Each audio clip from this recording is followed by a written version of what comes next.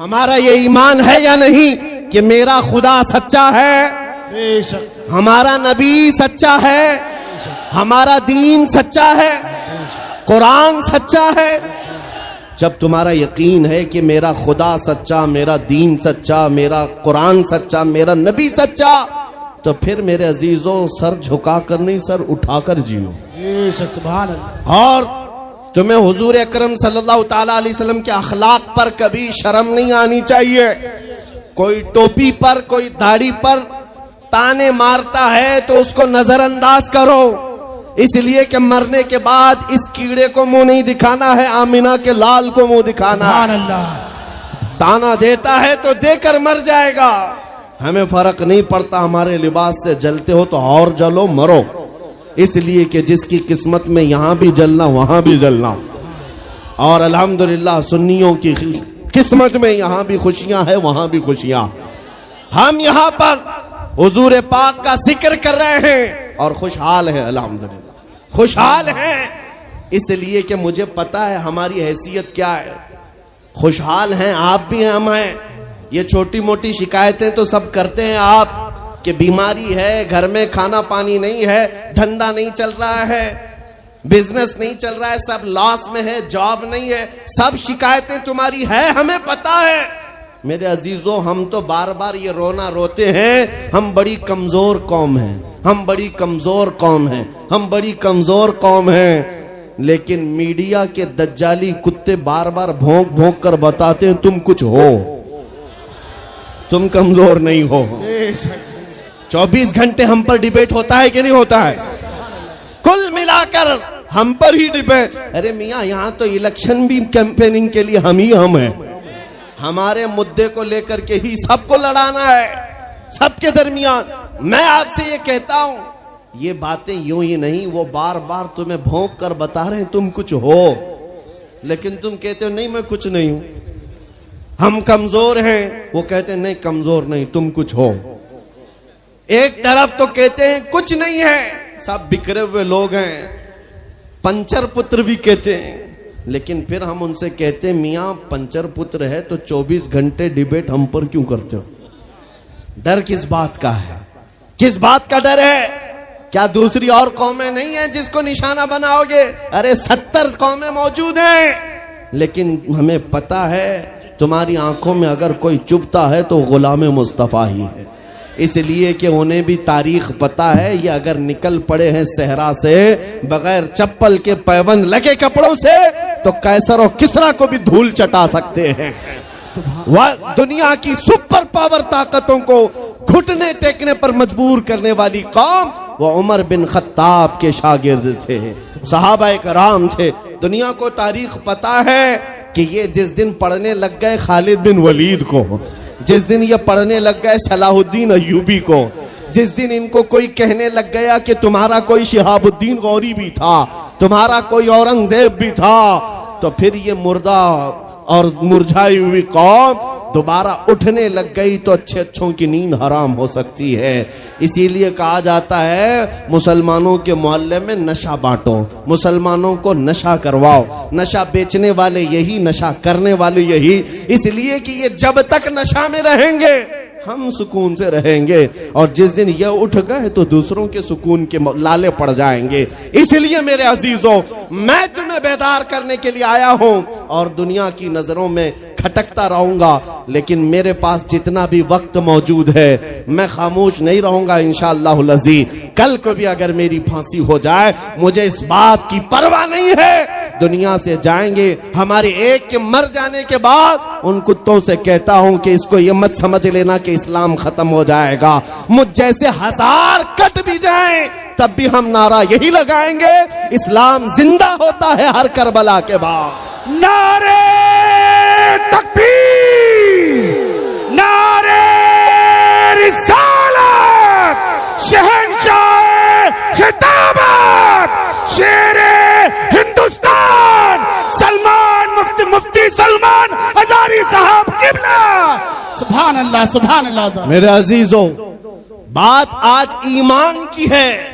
मैंने आज तक किसी तकरीर में किसी को असलहा उठाने की बात नहीं की, मैंने कभी किसी को बंदूक, बारूद, चाकू, तलवार की बात नहीं की और ना ही हमें जरूरत है। मेरे अजीजों, हम तो चाहते हैं कि तुम इश्क रसूल का जामा पहन लो, हुजूर की मोहब्बत का लिबास पहन लो। मेरे अजीजों, चाकू ब्लेड भी उठाने की जरूरत नहीं, तुम्हारे चलते फिरते देखकर कितने कीड़े फना हो जाए। हाँ, सिर्फ तुम्हारी चलत फिरत से कई कुत्ते नालियों में मर जाएं। सबको समझ में आती है बात। और जिन लोगों ने मुझसे पूछा था बार बार, आप कुत्ते किसको कहते हैं, मैंने कहा कोई सुन्नी मुझसे पूछा ही नहीं, किसी ने मुझसे पूछा ही नहीं। ये सारी तकरीरें सुन रहे हैं, आपने पहले ही पूछा तो कहीं ऐसा तो नहीं कि जख्म पर जाकर बात लगी हो। खैर मेरे अजीजों, आपको मैं बारहा बेदार इस बात के लिए करना चाहता हूं, हुजूर के अगर गुलाम हैं तो पूरे गुलाम बनो, पूरे गुलाम। आज के दिन अगर एक नौजवान भी ये अहद कर लिया कि मैंने अपनी मर्जी से बहुत जिंदगी गुजारी है, अपनी लाइफ में बहुत इंजॉय किया है, लेकिन आज के दिन से ये तय करूंगा कि जीऊंगा तो मेरे नबी की मर्जी से जीऊंगा, जिसने भी तय कर लिया, मैं समझता हूं कि ये जलसा वसूल हो गया, हुजूर के कदमों में पहुंच गया। मैं बताओ ए नौजवानों, बचा क्या है हमारी जिंदगी में और क्या बाकी है? क्या चाहिए तुम्हें? पूरी दुनिया तुम नाक रगड़ रगड़ कर हासिल कर भी लिए तो एक दिन तो मौत आनी है, एक दिन तो दुनिया से जाना है, सारी दौलत छोड़कर जाओगे, इस बात पर सबका यकीन है। तुमने खुद अपने हाथों से कितने मुर्दे दफनाए, तुमने कितने लोगों की कब्रों को खुद अपने हाथों से बंद किया। आज जो ये आंखें खुली हैं अचानक बंद कर दी जाएंगी, ये धड़कनें रुक जाएंगी, तुम हाथ पैर भी नहीं उठा सकते, और ये पूरे लोग उठाकर तुम्हें इतनी छोटी कब्र में डाल कर आते हैं जहां करवट लेने की भी जगह नहीं, सांस और हवा के लिए कोई रोशनदान नहीं, खिड़की नहीं, इतने घने अंधेरे के अंदर तुम तन्हा होते हो। उस कब्र के मुतालिक सोचो, वहां मुनकर नकीर जिसके बारे में पूछ रहे होंगे वो ताजदारे मदीना की जात होगी। हुजूर के बारे में तुमसे पूछा जा रहा है कि तुम उनके बारे में क्या कहते थे। इसलिए सुन्नियों, आज ही हम तैयारी क्यों ना कर लें कि कल को कब्र में हमसे फरिश्ते पूछें इनके बारे में क्या कहते थे, तो वहां पुकार कर नकीरैन से कहना, तुम पूछ रहे हो इनके बारे में क्या कहते थे, अरे मर के पहुंचा हूं यहां इस दिलरुबा के वास्ते। सुभान अल्लाह, सुभान अल्लाह। मर के पहुंचा हूं यहां इस दिलरुबा के वास्ते, है शबे गौर भी उसी गुल से मुलाकात की रात। अजीजा ने गिरामी वकार, आज ले उनकी पनाह, आज मदद मांग उनसे, कल न मानेंगे कयामत में अगर मान गया। सिर्फ मैं तुम्हारे उन अखलाक की बात कर रहा हूं, बड़े दर्द दिल से कह रहा हूं। आ जाओ वापस उस नुक्ते पर जहां मेरे नबी ने हमें छोड़ा था, आ जाओ उस रास्ते पर जिस पर चलने वालों पर अल्लाह ने इनाम नाजिल किया है। आपको पता है वो सहाबा कराम, ताबईन और औलिया कामिलीन का रास्ता था कि जिनके बारे में इकबाल ने कहा, दी अजाने कभी यूरोप के कलीसाओं में तो कभी अफ्रीका के तपते हुए सहराओं में, दश्त तो दश्त है दरिया भी न छोड़े हमने, बहरे जुल्मात में दौड़ा दिए घोड़े हमने, आ गया ऐन लड़ाई में गर वक्त नमाज, किबला रूहों के जमीन बोस हुई कौमे हिजाज। एक ही सब में खड़े हो गए महमूद अयाज, न कोई बंदा रहा न कोई बंदा नवाज। यह हमारी तारीख थी, यह हमारी तारीख थी, मोहम्मद अरबी सल्लल्लाहु ताला अलैहि वसल्लम के गुलामों की तारीख थी। वो जिस जगह जाते थे परचमे इस्लाम लहराते थे, जहां चल पड़े हवाओं का रुख मोड़ दिया, आंधियों को तोड़ दिया, समंदरों में रास्ता बना लिया, अरे दरिया दजला में घोड़े दौड़ा दिए। ये नबी पाक के गुलाम थे, दुनिया उनसे खौफजदा थी। क्या था उनका नारा? उनका नारा ये था, टल न सकते थे जंग में अगर अड़ जाते थे, पांव शेरों के मैदान से उखड़ जाते थे, अरे हक से सरकश हुआ कोई तो बिगड़ जाते थे, तेग क्या चीज है हम तोप से भी लड़ जाते थे। नारे तकबीर, नारे रिसालत, देखो देखो कौन आया, देखो देखो कौन आया। तवज्जो की बात है, हम उस कौम के वारिसीन में से हैं दुनिया जिनकी तारीख जानती है। आपको पता है अंग्रेज तारीख दान है, अंग्रेज है, उसका कोई ताल्लुक मेरे दीन से नहीं, लेकिन तारीख लिखने में उसने ये बात लिखी कि मैंने ऐसा जर्नेल देखा ही नहीं जैसा सलाहुद्दीन था, इसलिए कि उसके जज्बे जैसा मैंने एक भी जर्नल देखा नहीं। एक बार का वाकया लिखा है कि 12,000 की फौज थी सलाहुद्दीन के साथ, 12,000 की फौज थी सलाहुद्दीन अय्यूबी के साथ, और जिस वक्त वो मैदान में उतरा मुकाबिल में सलीबियों की तादाद 4 लाख की थी, 4 लाख की थी। 4 लाख की तादाद देखकर ना वो घबराया ना भागा, पलटकर अपनी फौज से पूछा क्या मशवरा है तुम्हारा, मुकाबिल में उतरे या नहीं उतरे। सलाहुद्दीन के लश्करी और उसके नौजवान सिपाही आम लोग नहीं थे, जज्बा जवान था। अर्ज किया है सलाहुद्दीन हमारे सिपह सालार, रसूलुल्लाह के सहाबा तादाद देखकर उतरते थे तो हम भी तादाद देख के उतरेंगे, अगर नबी के सहाबा तादाद नहीं देखते थे तो हम भी इस तादाद का कोई परवाह नहीं करेंगे। सलाहुद्दीन उनकी बातों को लेकर उतर तो पड़ा। तारीख लिखने वाला अंग्रेज आदमी है, कहता है मुकाबला कर लेना और बात होती है, लेकिन 4 लाख को तितर बितर करके रख देना तारीख की अलग बात होती है। सलाहुद्दीन के इस कारनामे के बाद वो अंग्रेज तारीखदान कहता है हमारे इलाकों में हाल ये हो गया था, हमारे यहाँ की माएं अपने बच्चों को थपकियां देकर सुलाती थी और ये कहती थी कि बेटा सो जा नहीं तो सलाहुद्दीन आ जाए। सुभान अल्लाह, सुभान अल्लाह। ये मैं इसलिए बातें अर्ज कर रहा हूं कि सलाहुद्दीन अय्यूबी की ताकत वो उनकी अपनी बॉडी की ताकत नहीं थी, वो ना ही किसी जगह से वर्जिश करके हासिल की हुई ताकत थी। सलाहुद्दीन की ताकत इश्क़ मुस्तफा की वजह से थी, वो मोहब्बत रसूल का पैकर था। हमने तारीख में उन जवानों को देखा है जिन्होंने तारीख उलट करके रख दिया है, जिन्होंने जमीन में एक अलग परचम लहरा कर रख दिया है। आपको पता है इसी हिंदुस्तान की सरजमीन पर सबसे पहला 10,000 का लश्कर लेकर आने वाला एक जवान, अरब से सबसे पहले आने वाला मोहम्मद बिन कासिम सिर्फ 19 साल की उम्र में आया था। 19 साल की उम्र में आया था। किस लिए आया था? माल लूटने नहीं आया था, यहां जगह कब्जा करने नहीं आया था। जैसे आज तारीख तोड़ मरोड़ करके बताई जा रही है, जितने बादशाह आए सब आक्रमण किए, सारे लोग यहाँ लूटपाट करने आए थे, ये तारीख तोड़ मरोड़ कर बयान की जाती है। मेरे अजीजों इस पर फिर कभी गुफ्तगू करेंगे, लेकिन मोहम्मद बिन कासिम क्यों आया था? इलाहाबाद के एक पंडित है, उन्होंने खुद लिखा है, मैं अपनी बात नहीं पंडित जी की बात कह रहा हूं। उस वक्त हालात ऐसे हो गए थे कि चंद औरतें, मुसलमान औरतें जो श्रीलंका की सरजमीन से हज के लिए जा रही थी, उस वक्त राजा दाबिर सिंह उसके कुछ गुंडों ने इन औरतों को पकड़ लिया, उनकी इज्जत लूटी, उनका माल लूटा, उनको कैदी बनाया। उन औरतों ने उस वक्त पुकार कर कहा था कि कोई है जो हमारी इज्जत बचाएगा। कोई तिजारत करने वाला बाहर से आया हुआ ताजिर बात सुन करके अरब गया। अरब में जाकर गवर्नर जो था उसके सामने वाकया बयान कर रहा था। 19 साल का जवान मोहम्मद बिन कासिम वहां से गुजर रहा था। उसने इतना वाकया सुना कि हिंद की सरजमीन पर कुछ हमारी बहनों की इज्जत लूटी जा रही है। वहीं खड़े होकर उसने कहा लब्बैक या उख्ती, ऐ मेरी बहन मैं तेरी इज्जत की हिफाजत के लिए आ रहा हूं। वहां से पुकारा अपने चचा जो गवर्नर था उस वक्त, उससे 10,000 का लश्कर लेकर के सबसे पहले यहां आने वाला मोहम्मद बिन कासिम किस लिए आया था? माल लूटने के लिए नहीं, औरतों की इज्जत बचाने के लिए आया था। हिंदुस्तान की सरजमीन पर कदम रखा और उसके बाद सामने मुकाबिल में फौरन जंग के लिए नहीं आया। कहा कि जिन औरतों को कैदी बनाया वो छोड़ दो, जो हज के लिए जा रही थी उन्हें आजाद कर दो, और दूसरी बात जिन्होंने गुंडागर्दी की है उन्हें पकड़ो और जेल में डालो।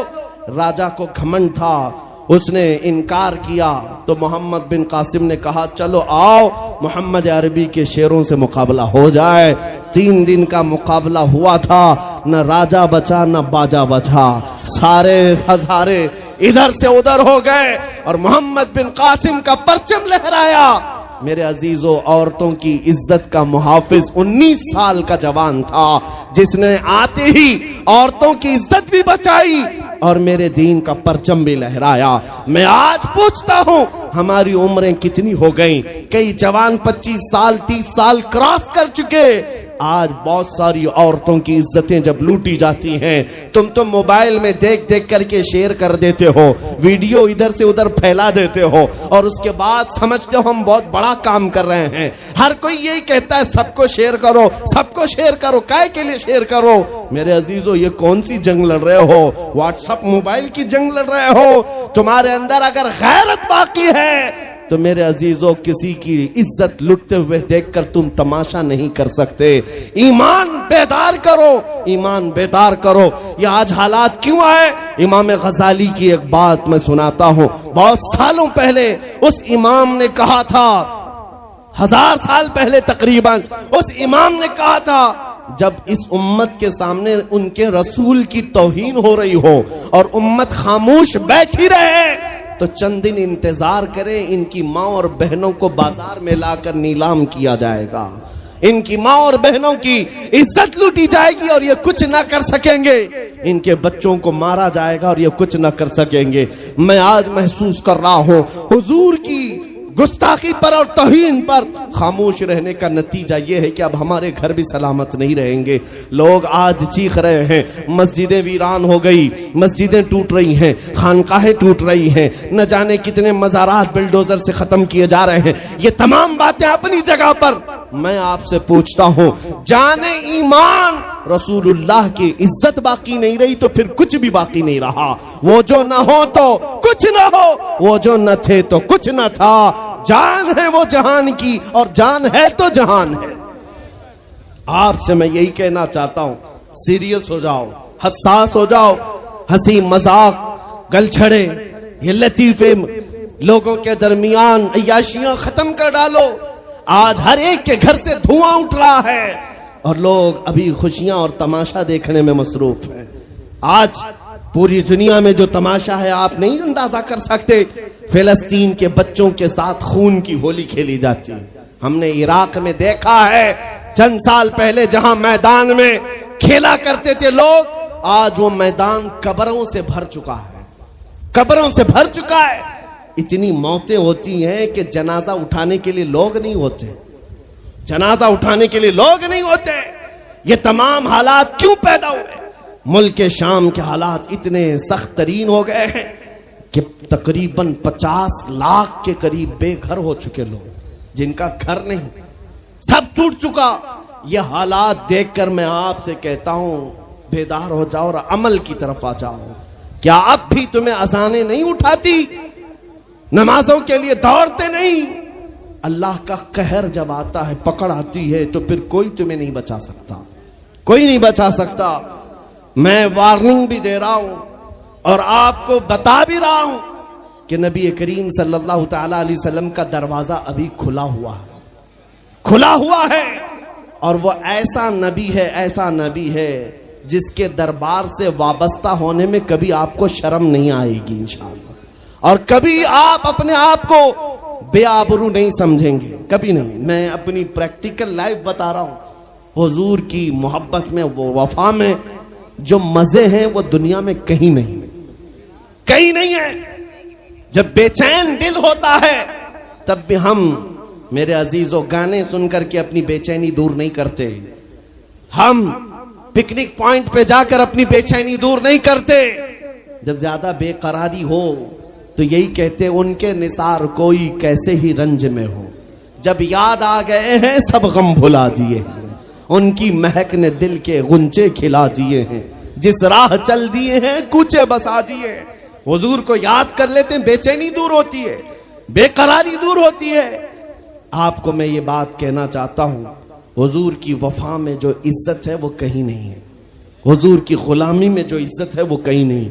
आज आपके दरमियान मैं यहाँ आया हूँ, फतेहपुर सिकरी पहली मर्तबा, लेकिन तुम्हारा जोश और जज्बा मेरे अजीजों, रात के 12 बजे के बाद मुझ जैसे एक अदना तालिब इल्म के इस्तेकबाल के लिए अगर इतना मजमा खड़ा है, जो खड़ा है, जिसको जगह नहीं वो भी, जिसको जगह है वो भी, क्यों कोई बड़े पार्टी का नेता आया है क्या? किसी गवर्नमेंट का ओहदेदार आया है?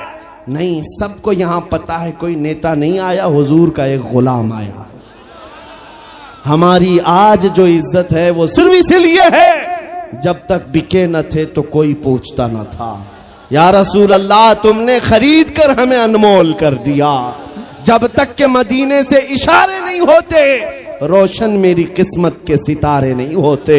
इसलिए आपसे भी कहता हूं, बेदाम ही बिक जाइए बाजार नबी में, बेदाम ही बिक जाइए बाजार नबी में। अरे इस शान के सौदे में खसारे नहीं होते। नारे तकबीर, लब्बैक लब्बैक लब्बैक या रसूल अल्लाह, लब्बैक लब्बैक लब्बैक या रसूल अल्लाह। ताजदार खत्म नबूवत, ताजदार खत्म नबूवत। मैं अपनी गुफ्तगू को समेटते हुए बात अर्ज करता हूं, तुम्हारे यकीन को बढ़ाने के लिए कहता हूं, आज भी तुम्हें पता होना चाहिए, हमारे दर्द को कोई समझने वाला है तो आमिना का लाल है, वो मकीने गुंबदे खजरा है, जो बेकसों का कस, जो बेसहारों का सहारा। उस रसूल पाक की आदत ही ये है, आता है फकीरों पे उन्हें प्यार कुछ ऐसा, खुद भीख दें और खुद कहें मंगते का भला हो। आपको मैं ये बात बार बार इसलिए कह रहा हूं कि तुम ये मांगना छोड़ दो, लोगों के यहाँ हाथ फैलाना छोड़ दो, उनकी नौकरी चाकरी करना छोड़ दो। मेरे मुर्शिद ताजु शरिया फरमाया करते, बुल हवस सुन सीमो जर की बंदगी अच्छी नहीं, बुल हवस सुन सीमो जर की बंदगी अच्छी नहीं, उनके दर की भीख अच्छी, सरवरी अच्छी नहीं। दुनिया में कहीं इज्जत नहीं पाओगे जो मेरे नबी की गुलामी में पाओगे। इसलिए कि हमने हुजूर से वाबस्ता होने वालों को देखा है, वो बिलाल हबशी हबशा के रहने वाले थे, अगरचे रंग काला था, लेकिन जब मेरे आका की गुलामी में आए तो मेरे आका ने उन्हें काबे की छत पर चढ़ा दिया, और काबे की छत पर से अजान देकर बिलाल ने ये लोगों को बता दिया, ऐ लोगों मुझे देखो, रंग से इज्जत नहीं, मुस्तफा के कदमों से इज्जत है।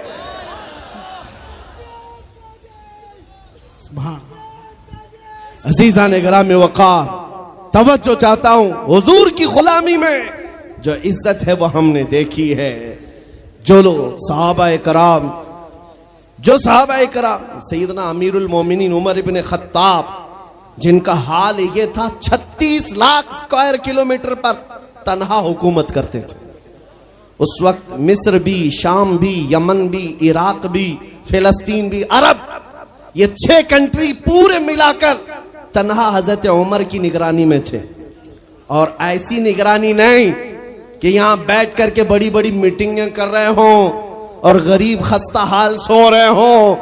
उस खलीफा इस्लाम का हाल ये था, वो मदीने में बैठकर खिलाफत कर रहा था, और बड़ी दूर एक औरत अपनी बेटी से कह रही है कि आज थोड़ा दूध में पानी मिला ले। बेटी कहती नहीं, खलीफा उमर बिन खत्ताब की खिलाफत है, उमर इब्न खत्ताब की खिलाफत है। घरों में तक उमर इब्न खत्ताब की निगरानी थी। ये कौन? उमर इब्न खत्ताब रज़ियल्लाहु ताला अन्हु, जिन्होंने लोगों का खून चूस करके हुकूमत की कुर्सी नहीं बिठाई। और दूसरी बात ये भी कि वो उमर सादा जिंदगी गुजारने वाले, उनकी सिक्योरिटी भी ऐसी नहीं थी कि रोल्स रॉयस लगी हुई हो, काली गाड़ियां आगे पीछे घूमती हों। मेरे अजीजों, उस उमर इब्न खत्ताब की बात कर रहा हूं। जब बैतुल मुकद्दस फतह हो गया तो वहां से हजरत अबू उबैदा बिन जर्राह ने खत लिख करके भेजा कि लोगों की ख्वाहिश है उमर इब्न खत्ताब आप तशरीफ लाएं, बैतुल मुकद्दस की चाबी आपके हाथ में दी जाएगी, आप तशरीफ लाएं। तो उमर इब्न खत्ताब रज़ियल्लाहु ताला अन्हु मदीने से चल पड़े। अपना एक गुलाम लेकर के, लेकिन गुलाम और खुद होने के बाद एक ही घोड़ा था। तय ये कर लिया गुलाम के साथ कि 1 मील मैं बैठूंगा तू चलेगा और दूसरे मील तू बैठेगा मैं चलूंगा। ये शान उमर इब्न खत्ताब रज़ी अल्लाह ताला अन्हु की। मैं क्यों कह रहा हूं अभी बताता हूं। और इस तरह से सफर कटता रहा। 1 मील खुद बैठते, 1 मील गुलाम बैठता था, क्योंकि उनके अदल के सामने किसी की नहीं चलती। फिर जब इत्तेफाक ऐसा है बैतुल मुकद्दस करीब आया, लोग सब देखने के लिए बाहर आए, लेकिन घोड़े पर बैठने की बारी गुलाम की थी और आपकी चलने की थी। बारी बारी है, गुलाम बैठा हुआ आ रहा है और खलीफा वक्त रस्सी पकड़ा हुआ आ रहा है। लोग दौड़े दौड़े आए, फिलिस्तीन के अमीरुल मोमिनीन कहकर नारा लगा रहे थे। तो जो मौजूद सहाबा थे उन्होंने बताया ये घोड़े पर बैठा हुआ अमीरुल मोमिनीन नहीं है, ये घोड़े की रस्सी पकड़कर जो आ रहा है वो अमीरुल मोमिनीन है। ईसाइयों ने पहली मर्तबा देख करके पूछा था, ए मुसलमानों क्या तुम्हारा बादशाह ऐसा भी होता है? उस वक्त सहाबा ने कहा, पहली बात तो हमारे यहां बादशाह होता ही नहीं, बादशाह नहीं होता। और उनकी ये जिंदगी मैं इसलिए बता रहा हूं। फिर ईसाइयों ने कहा, अगर ये घोड़े की रस्सी पकड़कर चलता है तो इसके डर से कैसर और किसरा क्यों कांप रहे हैं? इसके डर से पूरा ईरान, पूरा रोम कांप रहा है। आखिर कौन सी ताकत है इस उम्र के अंदर? ये तो रस्सी पकड़कर घोड़े लेकर चल रहा है। तब जानते हो मेरे अजीजों, उमर इब्न खत्ताब रज़ी अल्लाह ताला अन्हु ने लोगों को जमा करके बताया, ऐ लोगों सुनो, मेरी हैसियत सिर्फ इतनी थी, मैं खत्ताब का बेटा उमर, बचपन में 2 बकरियां मुझसे नहीं संभाली जाती और मेरे बाप मुझे हर दिन मारते थे, बकरियां नहीं संभालनी आती। लेकिन आज गौर से देखो, आंख खोलकर, वही खत्ताब का बेटा उमर है। 36 लाख स्क्वायर किलोमीटर पर तन्हा हुकूमत करता है। इसलिए नहीं कि खत्ताब का बेटा उमर है, इसलिए कि मोहम्मद अरबी का गुलाम उमर है। नारे तकबीर, नारे रिसालत, मरहबा या मुस्तफा, मरहबा या मुस्तफा। अजीजा ने गिरामी औकार, मैं आपको कई मिसालों से बता सकता हूं। इज्जत सहाबा ने रसूलुल्लाह के कदमों से पाई है, इज्जत नबी पाक के कदमों से पाई है। आज जिस जलसे में जाएं, आला हजरत। अभी अगर मैं पूछूं अरे भैया लीड खींच रही है भैया, स्टेज पर से नीचे आया, फालतू लोग सब लीड खराब हो रही है, खींच है। अरे भैया फालतू लोग नीचे आ जाए, इतने लोग बैठने से कोई फायदा नहीं है।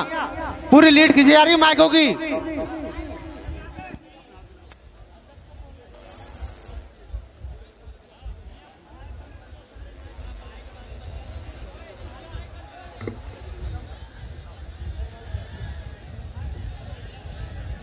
मिंबर नूर पर जलवाबार उलमाए ज़वील एहतराम, मशाइख सादात, हाज़रीन अहले सुन्नत व जमात, अस्सलामु अलैकुम व रहमतुल्लाहि व बरकातुहू।